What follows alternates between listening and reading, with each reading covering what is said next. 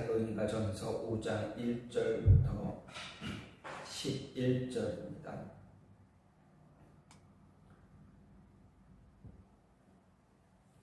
데살로니가전서 5장 1절부터 11절입니다.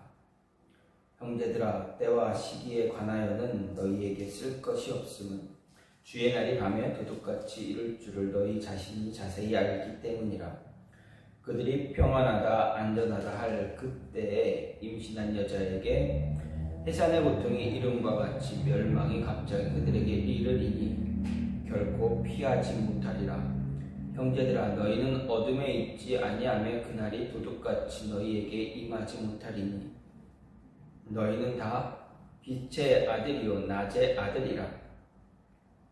우리가 밤이나 어둠에 속하지 아니하나니 그러므로 우리는 다른 이들과 같이 자지 말고 오직 깨어 정신을 차릴지라. 자는 자들은 밤에 자고 취하는 자들은 밤에 취하되 우리는 낮에 속하였으니 정신을 차리고 믿음과 사랑에 호심경을 붙이고 구원의 소망에 투구를 쓰자. 하나님이 우리를 세우심은 노하심에 이르게 하심이 아니요 오직 우리 주 예수 그리스도로 말미암아 구원을 받게 하심이라.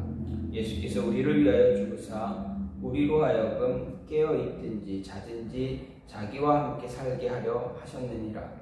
그러므로 피차 권면하고 서로 덕을 세우기를 너희가 하는 것 같이 하라. 아멘. 말씀 데살로니가 전서 5장 1절부터 11절 말씀입니다. 오늘 말씀 데살로니가 전서에서 그리스도의 재림 그리고 재림을 고대하는 성도들의 바른 삶에 대해 이야기하고 있습니다. 그 가운데서 재림을 대비해서 영적으로 깨어 있어야 한다. 그리고 근신해야 한다라는 가르침에 대해서 이야기하고 있습니다. 앞에서 바울은 예수님의 그리스도의 재림 때 죽은 자들이 부활하고 살아있는 자들도 이제 휴거해서 재림의 주 예수 그리스도를 영접하게 될 것이다. 이렇게 이야기했습니다. 이는 성도들에게 소망이 되는 말씀입니다. 그런데 문제는 과연 그리스도인 성도들이 예수님의 재림의 때 예수님을 영접할 수 있는가 하는 것입니다. 이것은 분명 죽은 자가 과연 영생에 참여할 수 있는가 하는 것과 함께 데살로니가 성도들 교인들의 중요한 염려 가운데 하나였습니다. 이에 바울은 본문에서 오늘 말씀에서 주의 재림은 어둠에 속한 불신자들에게는 불시에 임하는 것이고 그들을 심판할 것이지만 빛에 속한 성도들에게는 예수님의 재림이 갑작스러운 것이 되지 않을 것이다 라고 이야기하고 있습니다. 데살로니가 교인들을 안심시키고 있습니다. 이유가 무엇입니까? 우리는 알고 있기, 예수님께서 다시 오실 것을 알고 있기 때문이다 라는 것입니다. 그렇기 때문에 빛에 속한 그리스도인 성도들은 영적으로 깨어있어서 근신하고 언제나 예수님이 오실지라도 영접할 수 있도록 준비해야 한다, 대비해야 한다라는 것을 가르치고 있습니다. 그리고 재림의 소망으로 서로 격려하고 덕을 세우는 그러한 모습을 가져야 한다. 서로 예수님이 다시 오실 것을 기대하면서 서로 격려하고 서로에게 힘을 줄 수 있는 그런 권면의 이야기를 하고 있는 것이 바로 오늘 말씀입니다. 즉 바울은 데살로니가 교인들을 향해서 다시 오실 예수님 그 마지막 때를 준비하라라는 것입니다. 준비해야 되는 이유 그리고 무엇을 준비할 때 마지막 때에 무엇을 준비해야 되는가 이런 것을 이야기하고 있습니다. 먼저 마지막 때를 준비하는 이유가 무엇입니까? 좀 전에도 말씀드렸습니다. 그 마지막 때가 임할 것을 알고 있기 때문에 준비해야 한다는 것입니다. 모르고 있으면 준비할 이유가 없습니다. 왜 그렇습니까? 올지 안 올지 알지 못하기 때문에 그렇습니다. 굳이 모르는 것을 준비할 이유가 없기 때문입니다. 그런데 알고 있다면 알고 있기 때문에 우리는 그 알고 있는 것을 준비해야 합니다. 그래서 1절, 2절 말씀을 보면 형제들아 때와 시기에 관하여 너희에게 쓸 것이 없음은 주의 날이 밤에 도둑같이 이를 줄을 너희 자신이 자세히 알기 때문이다. 분명하게 이야기합니다. 즉 마지막 때가 올 것임을 너희가 알고 있기에 그때를 준비해야 한다 말하는 것입니다. 이 말은 예수님의 재림의 날을 예측할 수 없는 때에 갑자기 임한다라는 사실을 데살로니가 교인들이 자세히 알고 있다 말하고 있는 것입니다. 바로 여기서 바울이 강조하는 것은 예수님의 재림의 날이 임하는 특성은 한밤에 도적이 찾아오는 것과 같다 이야기합니다. 한밤에 들어오는 도적은 아무런 예고 없이 갑자기 들어옵니다. 요즘은 시도 때도 없이 밤낮 가리지 않고 들어오기도 합니다. 그래서 정말 아무도 예측할 수가 없습니다. 이런 불예측성과 돌발성이 바로 예수님의 날이 임하는 방법의 특징입니다. 우리 살아오면서 누구나 예기치 않았던 예상하지 못했던 일을 맞이한 적이 한두 번은 있습니다. 그런 일들은 즐거운 일일 수도 있고 해로운 일일 수도 있습니다. 가령 연락이 없던 몇십 년 전에 헤어졌던 그런 친한 사람들에게서 친한 친구에게 어느 날 갑자기 연락이 왔다든가 혹은 이벤트 회사로부터 이벤트에 당첨됐다, 선물을 받아가시면 된다라는 연락을 받으면 어떻습니까? 누구나 즐거워할 것입니다. 반면에 사랑하는 연인으로부터 갑자기 이별의 통보를 받든가 아니면 가족 가운데 누군가가 사고를 당해서 위급한 상황에 처했다라는 연락을 받으면 어떻게 됩니까? 너무나 괴롭습니다. 괴롭고 슬플 것입니다. 그런데 이런 일들은 대부분 예기치 않고 일어난다라는 점에서 즐거움과 괴로움의 강도는 어떻게 됩니까? 배가 될 수 있습니다. 이런 경우들과 쉽사리 비교할 수는 없겠지만 예수님의 재림의 날 역시 이렇게 예기치 않게 우리에게 갑작스럽게 임한다라는 이야기입니다. 성경은 그런 주의 날의 불예측성과 돌발성에 대해서 단언하면서 우리로 하여금 깨어 근신하라 이야기합니다. 그래서 사도 요한은 계시록 16장 15절에 보라 내가 도적같이 오리니 누구든지 깨어 자기 옷을 지켜 벌거벗고 다니지 아니하며 자기의 부끄러움을 보이지 아니하는 자가 복이 있다 이야기했습니다. 이 말을 바꾸어 생각해보면 주의 날이 예기치 않게 갑자기 임하는 것은 우리로 하여금 깨어 근신하도록 하기 위함이다라는 이야기가 됩니다. 그런데 여기서 바울이 데살로니가 교인들에게 한 말을 다시 생각해보면 이미 데살로니가 교인들은 예수님이 다시 오실 것이라는 사실을 모두 알고 있었다 말합니다. 단지 오시는 그 시기만 모를 뿐이지 정확한 때만 알지 못할 뿐이지 다시 오실 것에 대해서 모르는 사람이 아무도 없다라는 이야기입니다. 따라서 알고 있기 때문에 그 날을 미리미리 준비해야 합니다. 예수님이 다시 오실 것을 알고 있는데 준비하지 않고 있다면 어떻게 되겠습니까? 예수님은 자신이 세상에 다시 올 그날을 위해서 준비되어 있는 사람이 되어야 한다는 비유로 열천의 비유를 이야기해 주셨습니다. 예수님은 유대인의 결혼 풍습을 통해서 자신이 다시 오실 그때를 가르쳐 주셨습니다. 이것에 대해서 바울이 지금 데살로니가 교인들에게 이야기하는 것과 예수님의 가르침이 같은 것입니다. 남녀가 결혼하기로 결정하고 나면 신랑은 어떻습니까? 신부를 데려가기 위해 준비합니다. 이거 하나씩 철저하게 준비합니다. 신부 역시 준비합니다. 하지만 그날은 아무도 알 수가 없습니다. 신랑도 그날 신부를 데리러 가는 그날 신랑조차도 알 수가 없습니다. 아는 사람은 누구입니까? 유대인의 결혼 풍습을 보면 그 날을 알고 있는 것은 오직 신랑의 아버지입니다. 신랑의 아버지가 이제 됐다라고 말하면 신랑은 신부를 데리러 가게 됩니다. 아무도 그날을 알 수 없기에 신랑도 준비하고 신부도 준비합니다. 신부도 그날을 위해 준비해야 합니다. 신랑이 올 때가 되었다라는 사실을 알고 난 뒤에 준비하는 것은 아무 소용이 없습니다. 모르기 때문에 모든 것이 결정된 이후부터는 오는 그 순간까지 철저하게 하나씩 준비해야만 합니다. 신랑 맞이할 준비해야 합니다.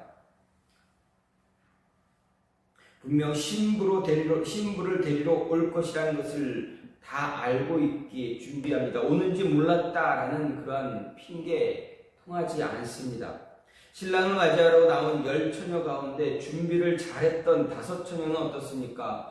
결혼식에 참여했습니다. 하지만 어리석게도 준비가 제대로 되어 있지 않았던, 철저하게 준비하지 못한 5처녀는 어떻게 됩니까? 문이 닫힌 뒤에 아무리 문을 두들겨도 그 잔치집으로 들어갈 수가 없었습니다.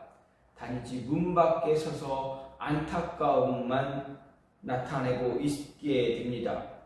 그저 잔치의 흥겨움, 잔치의 즐거움, 사람들의 그 즐거운 소리를 들으면서 부러워할 수밖에 없는 신세가 된다라는 것입니다. 이미 알고 있으면서 준비하지 못한 것에 대한 어떤 징계나 처벌을 당하게 되는 것입니다. 따라서 우리는 분명히 예수님께서 다시 오실 것이다 라는 사실을 알고 있기 때문에 그날을 철저하게 준비해야 합니다. 아주 정확한 그 시간을 알지 못할지라도 징조가 있을 때 어떠한 징조가 있을 때 그때 오실 것이다 라는 말씀을 통해서 우리는 매일매일 준비할 수 있는, 준비하는 자들의 모습이 되어져야 합니다.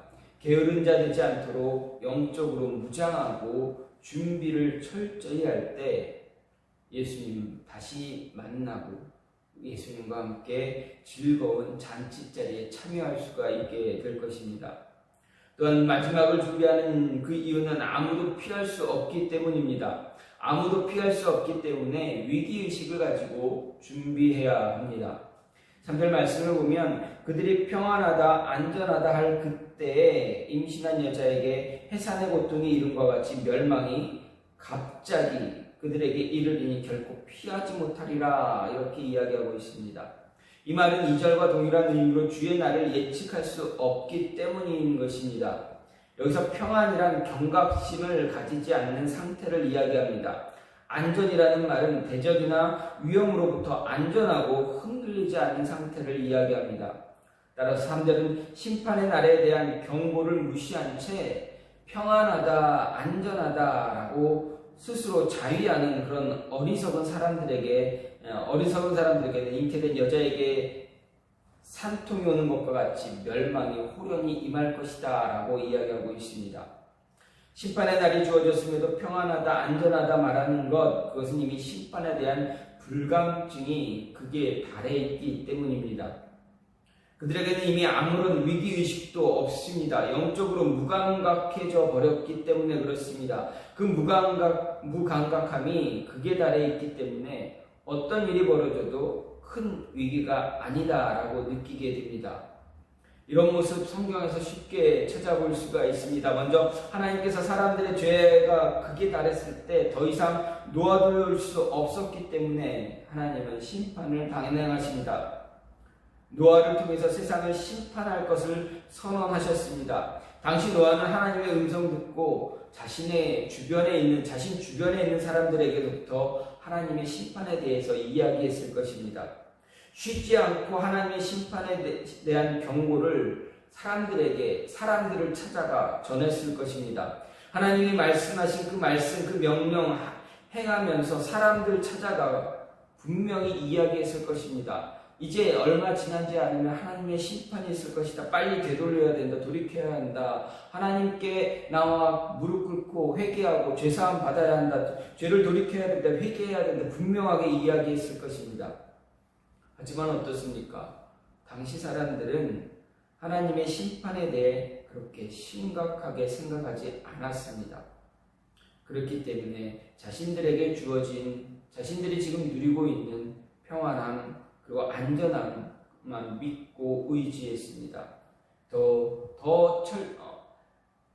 그 평안함을 더 의지하고 더 흥청망청 쾌락에 빠져 있는, 자신들이 지금까지 살아왔던 그 삶을 그대로 누리는 그런 모습을 가졌습니다. 그 결과 어떻게 됩니까? 하나님의 심판이 맺고 오직 노아의 가족만 구원을 받았습니다. 노아의 가족을 제외하고 세상의 모든 사람들이 하나님의 심판에서 벗어날 수 없게 되었습니다. 영적으로 무감각한 모습이 극에 달했을 때의 모습이 바로 그대로 나타난 것입니다. 이런 모습 아브라함의 시대에도 아브라함이 존재할 때도 나타났습니다. 당시 아브라함은 자신의 조카 롯을 구하기 위해서 하나님과 오랜 시간 동안 협상을 벌였습니다. 그 결과 어떻게 됩니까? 소돔과 고모라 성에 의인 10명만 있으면 하나님께서 그 성을 심판하지 않겠다 말씀하셨습니다. 의인 10명만 있으면 구원 얻을 수 있도록 조치를 취한 것입니다. 하지만 어떻습니까? 그 성에는 누구도 영적으로 올바로 깨어있는 사람이 단 한 사람도 없었습니다. 그저 자신들이 지금까지 살아왔던 그 모습 그대로 평안하다 생각하고 안전하다 생각했기에 심판하기 위해서 다가온 그 성으로 들어온 하나님의 사자들에게 도리어 더 큰 죄를 저지를 생각만 갖고 있었습니다. 성경은 분명히 이야기합니다. 아브라함의 조카 롯 외에는 그 성에 의인이 없었다라고 분명하게 이야기합니다. 그 결과 소돔과 고모라 역시 노아 시대의 세상 사람들처럼 하나님의 심판에서 벗어날 수가 없게 되었습니다. 그렇습니다. 마지막 때에는 누구도 피해갈 수가 없습니다. 하지만 그때를 준비하며 살아가야 합니다. 그때를 준비하기 위해서 우리가 간직하고 있어야 할 것, 평안하다, 안전하다라는 생각이 아니라 영적 위기의식을 갖고 있어야 합니다. 하나님의 심판이 언제 어떻게 일어날지 모르기 때문에, 그날이 어떻게 임할지 모르기 때문에 항상 위기의식을 갖고 준비해야 합니다. 영적으로 무장하고 있어야 한다라는 이야기입니다. 그래서 바울은 6절에서 우리는 다른 이들과 같이 자지 말고 오직 깨어 정신을 차리자라고 이야기하는 것입니다. 여기서 자지 말고 깨어 정신을 차리라는 말, 그 말이 무엇입니까? 영적으로 무장하라는 말입니다. 영적으로 무장하고 있어야 위기의식을 가질 수가 있습니다. 다르게 말하면 영적으로 위기의식을 갖고 있을 때 무장할 수 있다라는 것입니다. 따라서 영적인 무장과 위기의식을 동시에 가지고 있어야 합니다. 게으르고 나태한 삶을 살게 된다면 아무런 위기의식을 갖지 못할 것입니다. 그러면 영적으로 무장할 수조차도 없게 됩니다. 평안하고 안전하다라고 생각하기 때문에 지금 이대로가 좋사오니 이렇게만 살게 해달라고 생각하기 때문에 그렇습니다. 우리에게 가장 중요한 것 무엇입니까? 영적으로 깨어있는 것입니다. 깨어있기 위해 위기의식을 갖고 있어야 합니다. 영적으로 둔감하게 되면 영적으로 잠든 자의 모습을 갖게 되고, 영적으로 잠든 자가 되어지면 빛의 자녀답게 살아갈 수가 없게 됩니다. 바울은 데살로니가 교인들과 우리들에게 빛의 자녀이기에 언제나 다시 오실 예수님 생각하고 마지막 때를 기다리며 영적으로 무장해서 마지막 날 준비하며 살아가야 한다 분명하게 이야기하고 있습니다. 마지막으로 마지막을 준비하는 이유는 무엇입니까? 우리의 구원을 위해서 그리스도께서 다시 살아나셨기 때문입니다. 9절에서 바울은 하나님이 우리를 세우심은 노하심에 이르게 하심이 아니오 오직 우리 주 예수 그리스도로 말미암아 구원을 얻게 하신 것이다 말하고 있습니다. 여기서 세우다라는 말은 약속하다, 예정하다라는 말입니다. 따라서 이 9절의 의미는 하나님께서 우리로 하여금 하나님의 진노를 받도록 예정하지 않고 우리 주 예수 그리스도로 말미암아 구원을 얻도록 예정하셨다라는 것입니다.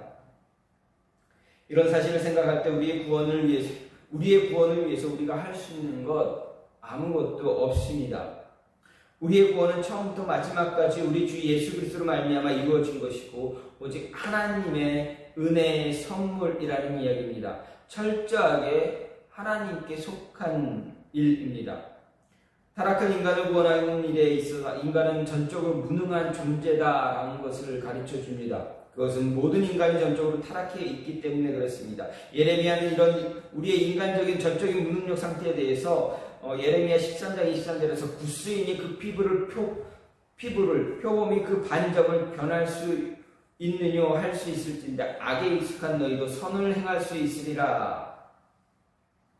그렇습니다. 흑인이 자신의 얼굴을 희게 할 수 없고 표범이 자신의 반점을 제거할 수 없는 것처럼 인간은 자신의 악한 마음을 선하게 할 수 없다라는 이야기입니다.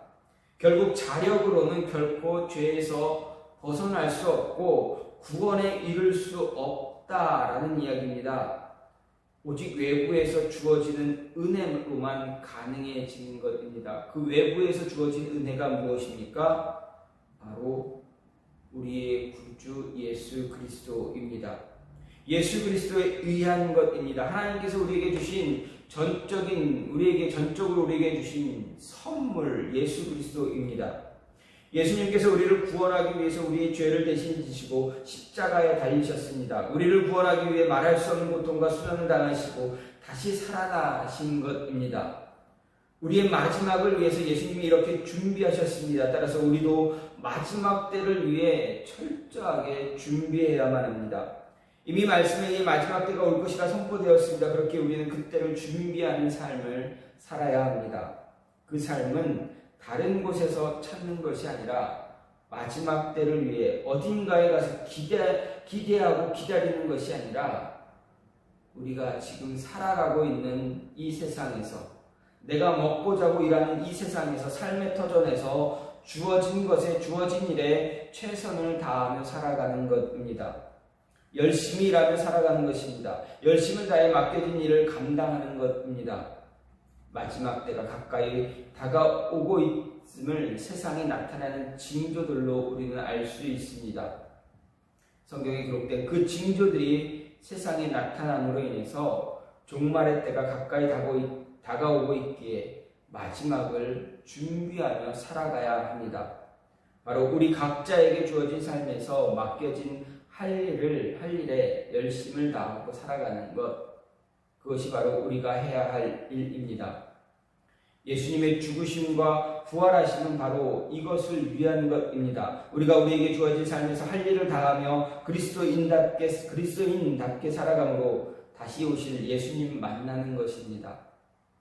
그때 예수님은 우리에게 분명하게 이야기해 주실 것입니다. 그래, 잘했어, 잘했다. 착하고 충성된 종아, 이 말씀을 해 주실 것입니다. 마지막 때를 위해 준비하며 살아가는 사람, 그 사람은 지금 주어진 자리에, 우리의 자리에서 할 일, 맡겨진 일, 우리가 해야 할 일, 최선을 다하고 열심을 다하는 그런 삶을 사는 것입니다. 오늘 바울은 마지막 때를 위해서 마지막 때를 준비해야 한다라고 이야기합니다. 데살로니가 교인들에게 분명하게 이야기합니다. 그리고 우리에게도 동일하게 이야기합니다. 마지막 때 준비해야 된다. 왜 그러냐? 왜 우리가 마지막 때를 준비하며 살아가야 되느냐? 성경이 이야기하고 있기 때문입니다. 분명 하나님께서 우리에게 말씀을 통해서 이야기하셨기 때문입니다. 그리고 우리는 그 이야기를 통해서 우리가 알고 있기 때문입니다. 마지막 때는 분명 우리에게 다가옵니다. 그때를 우리는 준비해야 합니다.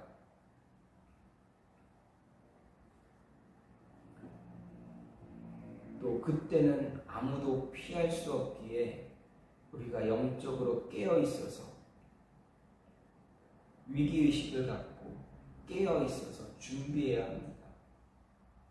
그리고 그때는 예수님이 우리를 위해서 이미 한번 오셨고 죽으시고 부활하셨기 때문에 그 날을 위해서 세상에 오시고 고통과 수난을 당하시며 십자가에서 죽으시고 무덤에서 다시 살아나신 것입니다.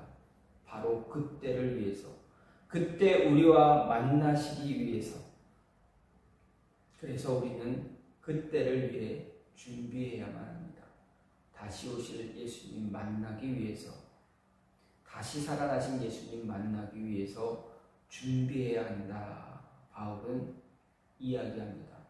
저와 여러분이 정말 그때 그 마지막 때 다시 오실 예수님, 다시 오시는 그 예수님 만날 수 있기를 간절히 소망합니다. 그때를 위해서 준비하는, 철저하게 준비하는 그러한 모습이 있기를 간절히 소망합니다. 이 시간 같이 기도하기 원하는 것은 하나님, 마지막